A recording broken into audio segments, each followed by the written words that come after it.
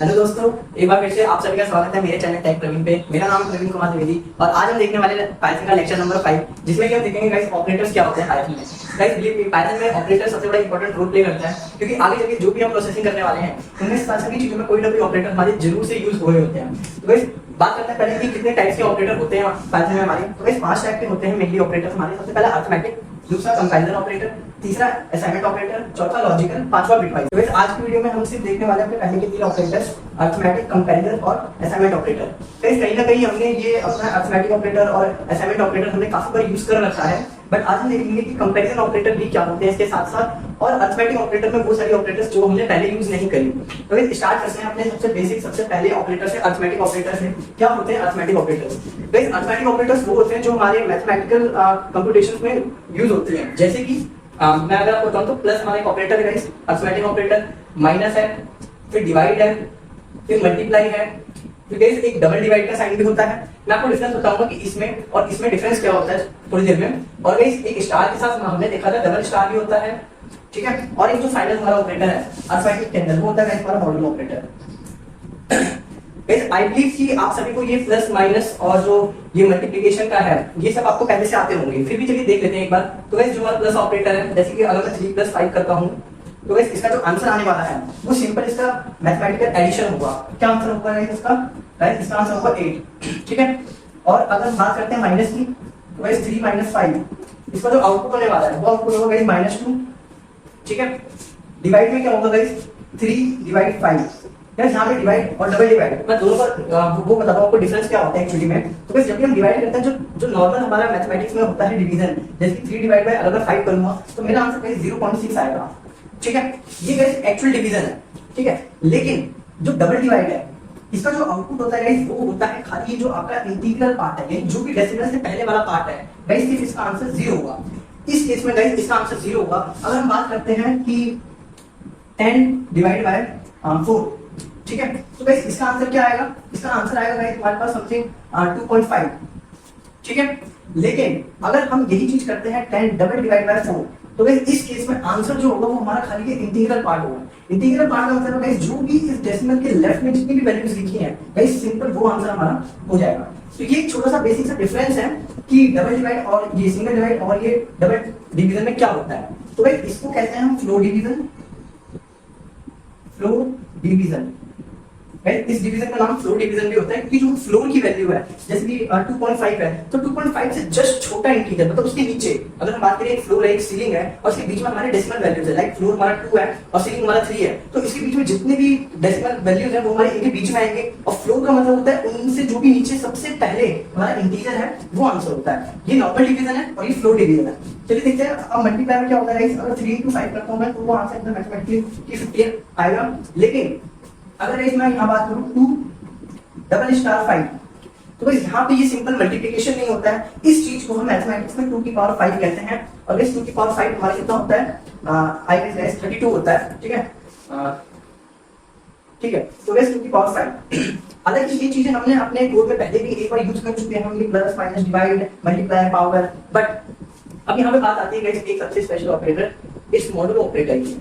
Guys ये symbol को modulo कहते हैं प्रोग्रामिंग लैंग्वेज में। हालांकि ये परसेंटाइल का सिंबल होता है, इस परसेंटेज होता है, लेकिन प्रोग्रामिंग के अंदर हम इसको मॉडुलो बोलते हैं, ठीक है। इसका काम क्या होता है इसको गाइस अच्छे से समझते हैं कि इसमें होता क्या है। बेसिकली गाइस अगर मैं छोटे शब्दों में बोलूं तो ये आपको अगर हमने लिखा है a मॉडुलो b, तो guys what it will give? It will give reminder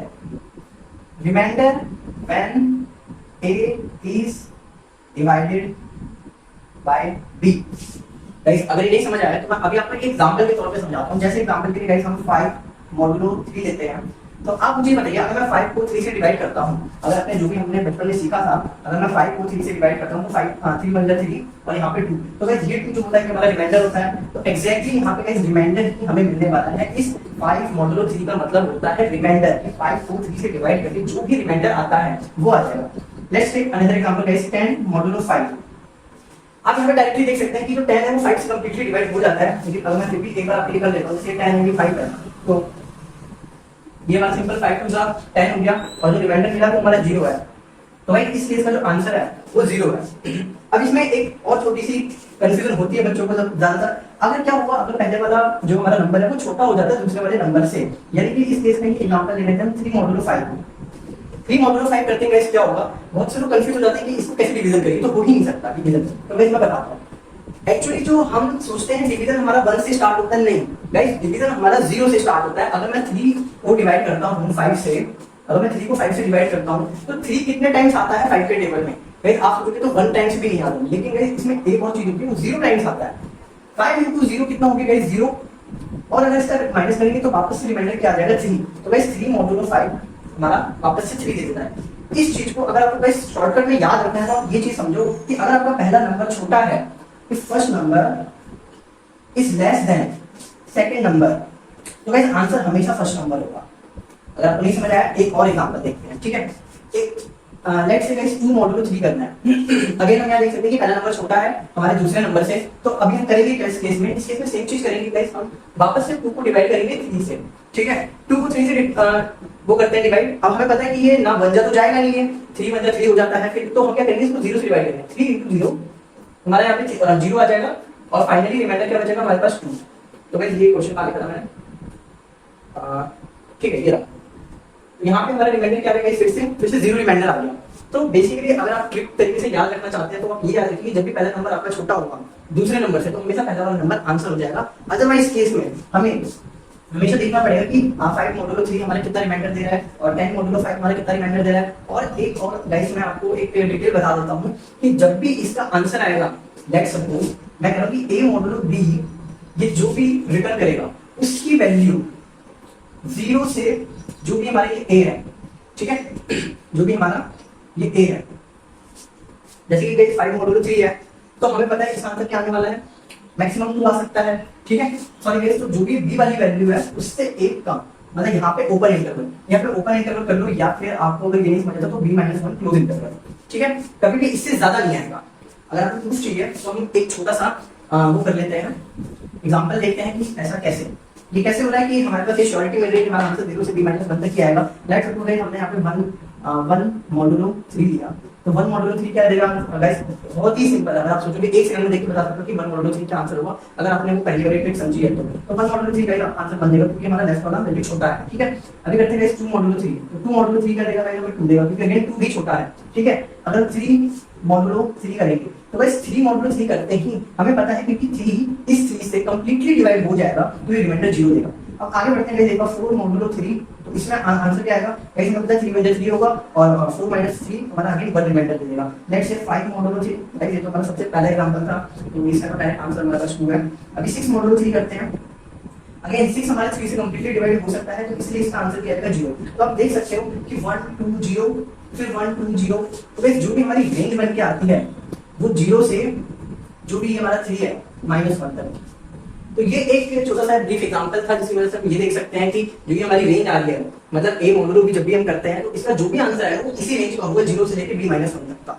तो ये एक अरिथमेटिक ऑपरेटर में छोटी सी चीज थी जिसको एक बार समझना बहुत जरूरी होता है, क्योंकि बच्चे इस चीज में काफी कंफ्यूज रहते हैं कि मॉडुलो ऑपरेटर एक्चुअली में काम कैसे करता है। आप सिंपल फंडा इतना याद रखो कि a को b से डिवाइड करने के बाद जो भी रिमाइंडर आता है वही आंसर है, और अगर इन केस a हमारा छोटा है b से तो डायरेक्टली a को आंसर डिक्लेयर कर देते हैं। अब देखते हैं हमारा सेकंड ऑपरेटर जो कि कंपैरिजन ऑपरेटर है। अगर आपको नाम से ही समझ आ रहा है कि कंपैरिजन ऑपरेटर किसी चीज को जिसमें हम कंपेयर कर सकते हैं, ऐसा कोई ऑपरेटर है, तो बिल्कुल सही चीज है। हमारे पास कंपैरिजन ऑपरेटर में कौन कौन सा ऑपरेटर होते हैं, सबसे पहले मैं आपको बता देता हूँ। एक होता है हमारा लेस देन, ठीक है, यहाँ लिखता हूँ मैं, यहाँ लिखता हूँ। एक होता है लेस देन, एक होता है ग्रेटर देन, ठीक है। Less than, greater than, equal to, ठीक है, greater than, equal to, less than, equal to और नॉट इक्वल टू, ठीक है। अगर हम इन सारी चीजों को एक बार डिटेल में देखते हैं, ये लेस देन ऑपरेटर का क्या होता है। अगर दोस्तों आपको याद है कि हमने स्टार्टिंग क्लास में और वेरिएबल की क्लास में जब हमने देखा था कि हमारे पास एक डेटा टाइप होता है बूल, तो गाइस इस बूल डेटा टाइप के अंदर सिर्फ दो ही वैल्यू आ सकती है, या तो ट्रू होगी या तो फॉल्स होगी, मैंने आपको पहले बताया था। तो दोस्तों ये जो ट्रू और फॉल्स वैल्यू आती है ये हमारे इन ऑपरेटर्स की आउटपुट होती है। इसका मतलब क्या है, लेट्स सपोज मैं एक एग्जांपल ले लेता हूं अगेन 3 और 5 का, ठीक है। अगर मैं करता हूं 3 लेस देन 5, दोस्तों आप मुझे बताना 3 लेस देन 5, इसको रीड ऐसे ना करो कि 3 लेस देन 5, इसको रीड करो इज 3 लेस देन 5, तो आंसर या तो यस होगा या तो नो होगा। दैट मींस आंसर या तो ट्रू होगा या तो फॉल्स होगा। तो आप मुझे बताओ 3 less than 5 is 3 less than 5, is this true और नॉट? तो इस आंसर है ट्रू, ठीक है। तो गाइस यहाँ पे आपने देखा कि कैसे ट्रू और फॉल्स की वैल्यूज हमारी आती हैं जब भी हम ये अपने कोई भी कंपैरिजन ऑपरेटर यूज करते हैं। आइए सर में एक बार इसको अप्लाई करके देख लेते हैं। तो क्या 3 ग्रेटर देन 5 है? मुझे बताओ 3 ग्रेटर देन 5 है या नहीं? आप हाँ बोलोगे या नहीं? तो नहीं, तो आंसर हो गया हमारा फॉल्स। ठीक है, ये इक्वल इक्वल में क्या मतलब है? अभी मैं आपको एक छोटा सा डिफरेंस बताऊंगा कि इस डबल इक्वल और इस सिंगल इक्वल में क्या फर्क होता है। जो भी बच्चे प्रोग्रामिंग में नए हैं, हमें पता है उन्हें इस चीज को समझने में थोड़ी सी दिक्कत होती है कि डबल इक्वल का क्या मतलब है। मैं आपको बताता हूँ। जब ये 3 डबल इक्वल हम लिखते हैं 5, तो इसका मतलब होता है दोस्तों कि हम चेक कर रहे हैं क्या ये 3 इस 5 के इक्वल है या नहीं। दोबारा देखना, जब भी हम डबल इक्वल लिखते हैं, लेट्स सपोज हमने a डबल इक्वल b लिखा है, तो इसका मतलब ये होता है कि हम चेक कर रहे हैं, we are checking whether this a is equal to this b और नॉट। ओके, तो जब ये इक्वल होगा तब आंसर आएगा ट्रू, जब ये फॉल्स होगा तब आंसर आएगा फॉल्स। तो मुझे ये बताओ इस एग्जांपल में 3 इक्वल इक्वल 5, क्या ये दोनों वैल्यू इक्वल है, हाँ या ना? तो आपका आंसर होगा ना, यानी फॉल्स। ठीक है, तो अगेन यहाँ पे आ जाएगा फॉल्स। ठीक है, अब एक और चीज करते हैं, ये देखते हैं greater than equal. Is 3 greater than equal to 5? दोस्तों इसको दोबारा से देखना ध्यान से। Is this 3 is greater than और इक्वल टू 5, मतलब ये 3 इससे बड़ा या इसके इक्वल है, मतलब बड़ा नहीं तो इसके इक्वल भी होगा तो भी ट्रू देगा। ठीक है, जैसे कि 3 ग्रेटर देन इक्वल टू 5, ये दोनों ही केस को फॉल्स कर जा रहा है, तो हमारा आंसर होगा फॉल्स। ना तो ये इससे बड़ा है ना तो ये इससे छोटा है। ठीक है, अब देखते हैं लेस देन इक्वल वाला। तो 3 लेस देन इक्वल टू 5, तो दोस्तों मुझे ये बताओ क्या ये 3 इससे छोटा या इसके बराबर है? तो हाँ, आप कह सकते हो ये इससे छोटा जरूर है, बराबर नहीं है, फर्क नहीं पड़ता, लेकिन ये छोटा है। ठीक है, तो ये भी हो गया हमारा फॉल्स, तो सॉरी ये हमारा ट्रू होगा। ठीक है, तो ये हो जाएगा हमारा ट्रू। अब आता है ये 3 नॉट इक्वल। ठीक है, ये नॉट इक्वल, गाइस ये वैल्यू ट्रू कब देता है? जब इसको ऐसे रीड करते हैं कि whether this 3 is not equal to this 5। मैं कह रहा हूं क्या 3 not equal to 5 है? मेरी जो स्टेटमेंट है वो सही है या नहीं, आप ये सोचो। is 3 not equal to 5? yes it is not equal to 5, तो हमारा आंसर यहाँ पे होगा ट्रू। दोस्तों इस चीज पर बहुत ध्यान से देखो, इन दोनों में डिफरेंस क्या है। ये इक्वालिटी पे ट्रू देता है, यानी जब ये दोनों इक्वल होते हैं तब वो ट्रू देता है, और ये जब वो अनइक्वल होते हैं तब ट्रू देता है। ठीक है, ये देखो 3, यहाँ पे 3 और 5 है, यहाँ पे भी 3 और 5 है। 3 इक्वल इक्वल 5, यानी 3 5 के इक्वल है, गलत है, फॉल्स। 3 5 के इक्वल नहीं है, बिल्कुल सही बात है, 3 हमारा 5 के इक्वल नहीं है, तो ये ट्रू हो गया यहाँ पर, और यहाँ पे ये इसीलिए फॉल्स हो गया। ठीक है, अब दोस्तों देखते हैं कि हमारे पास हमने लेस देन, ग्रेटर देन और equal equal, greater than equals, less than equals और ये नॉट इक्वल्स देखा हमने। अभी गाइस देखते हैं एक और example, 4 greater than equal to 5। Sorry मुझे 5 लिखना था, मैंने तो दोनों वैल्यूज यहाँ पे चाहिए सेम। ठीक है, 4 ग्रेटर देन इक्वल्स टू 4। अब इस चीज में एक बार दिमाग लगाओ कि आपका आंसर क्या आता है। मैं समझाता हूँ कि इसमें हो क्या है। क्या ये 4 ग्रेटर देन या इक्वल टू है 4 के? यानी कि ये 4 क्या बड़ा है? बड़ा तो है नहीं। क्या इक्वल है? हाँ इक्वल है, तो इस केस में इसका आंसर भी होगा हमारा ट्रू। ठीक है, या अगर आप इसको 4 को ये भी चेक करो, 4 लेस देन इक्वल्स टू 4 है, तो हमें 4 लेस देन तो नहीं है लेकिन इक्वल टू 4 है, तो अगेन इसका भी आंसर आ जाता है हमारे पास ट्रू। तो ये थे हमारे कंपैरिजन ऑपरेटर्स, जिसमें कि हमारे कंपैरिजन ऑपरेटर कितने टाइप के होते हैं? 1 2 3 4 5 6, तो टोटल 6 टाइप के ही होते हैं, इसके अलावा और कोई सा कंपैरिजन ऑपरेटर नहीं होता हमारे पास। लेकिन जैसे कि मैंने आपको बताया कि मैं आपको डिफरेंस बताऊंगा इस डबल इक्वल में और सिंगल इक्वल में। ठीक है, तो आइए अभी हम ये देखते हैं कि डबल इक्वल और सिंगल इक्वल में डिफरेंस क्या होता है। आप मतलब उसको हम चेक कर रहे हैं और इसमें असाइन कर रहे हैं। ये डबल इक्वल करना आपको बता दूं कि असाइनमेंट ऑपरेटर को नहीं कहते हैं। ठीक है, असाइनमेंट ऑपरेटर ही हमारा इक्वल टू ऑपरेटर होता है। तो गाइस जब भी हम डबल इक्वल और या सिंगल इक्वल यूज करते हैं तो इनका डिफरेंस क्या होता है? आप ऐसे समझो, मैंने a और b ले रखा है दोनों जगह। ठीक है, मैंने a और b ले रखा है दोनों जगह। लेट्स से कि a की वैल्यू है, मतलब a एक वेरिएबल है, पहले आप इसको ऐसे समझो कि a एक वेरिएबल है और b भी एक वेरिएबल है। ठीक है, जिनके इनिशियल डेटा 3 और 4 थे, मतलब a में हमने 3 डाल रखा है और b में हमने 4 डाल रखा है। अभी अगर मैं इस लाइन को रन करता हूं अपने कोड में तो होगा क्या, और अगर मैं इस लाइन को रन करता हूं अपने कोड में तो होगा क्या? ठीक है, ये समझते हैं। तो दोस्तों पहले आप मुझे ये बताओ इसका आंसर क्या होगा। ये हमने जस्ट अभी देखा था a इक्वल इक्वल b का क्या मतलब है। a equal equal equal b का ये मतलब होता है कि हम चेक कर रहे हैं कि whether this a is equal to this b or not. If this a is equal b, this gives true. It means the value of a and the value of b are same. But in this case, see हमारे पास a की value 3 है और b की value 4 है। Tell me guys whether this is true or not. तो guys अगर मैं इस सिनेरियो की बात करूं तो हमारा यहाँ पे आंसर आता है false। क्योंकि ए इक्वल बी हमें देगा फॉल्स, क्योंकि ए और बी में डिफरेंट डेटा है। अब बात करते हैं इसकी कि इस असाइनमेंट ऑपरेटर के केस में क्या होगा। तो गाइस जब भी हम असाइनमेंट ऑपरेटर यूज करते हैं, अगर आपको पहली क्लास या सेकंड क्लास मैंने जिस भी क्लास में बताई थी ये बात, अगर आपको याद है कि इस असाइनमेंट ऑपरेटर का क्या मतलब होता है, तो मैंने बताया था कि गाइस असाइनमेंट ऑपरेटर का काम ये होता है कि जो भी राइट साइड में डेटा है उसको लेफ्ट साइड वाले वेरिएबल में स्टोर करा देना। मैंने क्या बताया था कि लेफ्ट साइड में हमारा होता है एक वेरिएबल, राइट साइड में हमारा होता है डेटा। ठीक है, ये डेटा किसी भी फॉर्म में हो सकता है, डेटा वेरिएबल के फॉर्म में हो सकता है, डायरेक्ट डेटा हो सकता है, या कुछ भी हो सकता है, इनपुट के फॉर्म में हो सकता है, लेकिन लेफ्ट साइड वाला हमारा हमेशा एक वेरिएबल ही होगा। आप कभी भी 3 = 5 नहीं लिख सकते, मतलब डायरेक्ट 3 = 5 या 3 = b नहीं लिख सकते। ठीक है, क्यों? क्योंकि ये पहली रूल हमारी वॉयलेट हो जाएगी, क्योंकि मैंने कहा था असाइनमेंट ऑपरेटर के लेफ्ट में हमेशा एक वेरिएबल होना चाहिए। वेरिएबल क्यों होता है मैं अभी आपको बताता हूं रीजन। ठीक है, इसका रीजन ये होता है क्योंकि असाइनमेंट ऑपरेटर का काम क्या होता है, जो भी राइट वाला डेटा है उसको लेफ्ट में स्टोर करा दो। अब स्टोर कराना है तो स्टोर कराने के लिए गाइस हमें क्या चाहिए, मैंने आपको एकदम बताया था कि हमारे वेरिएबल्स को कंटेनर कहते हैं। Container are the things which are used to store something. In this case variable are behaving like container and they will be storing the data. तो अगर हमें किसी डेटा को लेफ्ट साइड में स्टोर कराना है तो लेफ्ट साइड में क्या होना चाहिए, वेरिएबल। तो गाइस ये बात तो हमारी क्लियर होगी कि लेफ्ट साइड में वेरिएबल होना चाहिए असाइनमेंट ऑपरेटर के। राइट साइड में क्या होना चाहिए गाइस, राइट साइड में हमें डेटा चाहिए। अब डेटा हमें कहीं से भी मिल रहा हो सकता है कि डेटा जैसे b = 4 है। ठीक है, अगर मैं यहाँ पे b लिखता हूँ, देखो गाइस मैं इसको इरेज करके आपको बात समझाता हूं एक बार। ठीक है, मैं यहाँ पे लिखता हूँ वेरिएबल लेट्स से a = 3। तो गाइस इसका क्या मतलब हुआ, इसका मतलब हुआ कि a को 3 में असाइन कर दिया। ठीक है, बिल्कुल सही है। अगर मैं a = b लिखता हूँ तो इसका क्या मतलब है कि b एक वेरिएबल है, इसमें जो भी डेटा है, इसका जो भी डेटा है उस डेटा को हमारे a में डाल दो। तो आपको ये पॉइंट बहुत अच्छे से समझना होगा कि राइट साइड में कुछ भी हो सकता है हमारा वेरिएबल या डेटा। ये बेसिकली मैं इतना डिटेल में इसलिए बता रहा हूं क्योंकि जो भी बच्चे हमारे 11th 12th के हैं जिनको पाइथन या प्रोग्रामिंग लैंग्वेज की बिल्कुल नॉलेज नहीं है, मैं उनको समझाना चाहता हूं कि असाइनमेंट ऑपरेटर एक्चुअली में काम क्या करता है। ठीक है, क्यों इस चीज को मैं ऐसे कह रहा हूं, मैंने आपको पहले भी एक वीडियो में बताया था कि किस तरीके से ये वेरिएबल ना होके रैम के अंदर एड्रेस का जस्ट एलियास नेम है जिसकी मदद से हम उस मेमोरी को एक्सेस कर रहे हैं। ठीक है, तो भाई समझो यहाँ पर हम डिस्कशन इस पे कर रहे थे कि a = b का मतलब होता है b की वैल्यू को a में डाल देना, और a = b का मतलब होता है we are checking whether this a is equal to b or not, whether the value of a and the value of b are equal or not। तो गाइस ये जो चीज हमें रिटर्न करता है ये कुछ भी रिटर्न नहीं करता है।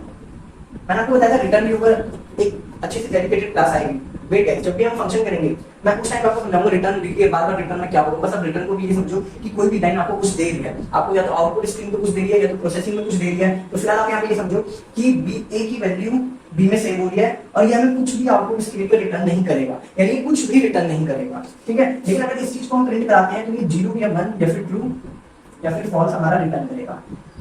ठीक है, 0 1 आप कंफ्यूज मत होना गाइस, मैं इसको एक बार क्लियरली लिख देता हूं। फिर ट्रू के लिए हम हमेशा 1 यूज करते हैं और फॉल्स के लिए 0। ठीक है, लेकिन एक चीज समझो कि ट्रू के लिए हम कुछ भी यूज कर सकते हैं, -1 भी यूज कर सकते हैं, 1 भी यूज कर सकते हैं, -2 भी और 2 भी, मतलब 2 भी यूज कर सकते हैं, कुछ भी यूज कर सकते हैं, लेकिन फॉल्स के लिए सिर्फ और सिर्फ 0 यूज करेंगे।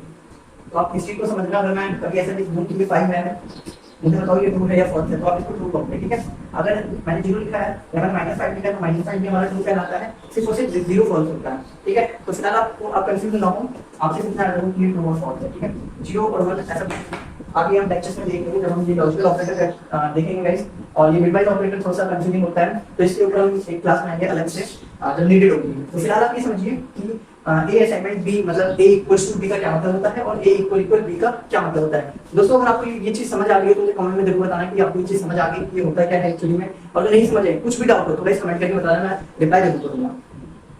तो आज की वीडियो में गाइस हमें सिर्फ इतना देखना था कि हमारे पास ये अरिथमेटिक ऑपरेटर्स कौन-कौन से होते हैं और हमारे कंपैरिजन ऑपरेटर कौन-कौन से होते हैं। असाइनमेंट ऑपरेटर हमने पहले यूज कर रखा था, आज हमने देखा उसको अच्छे से कि वो होता क्या है।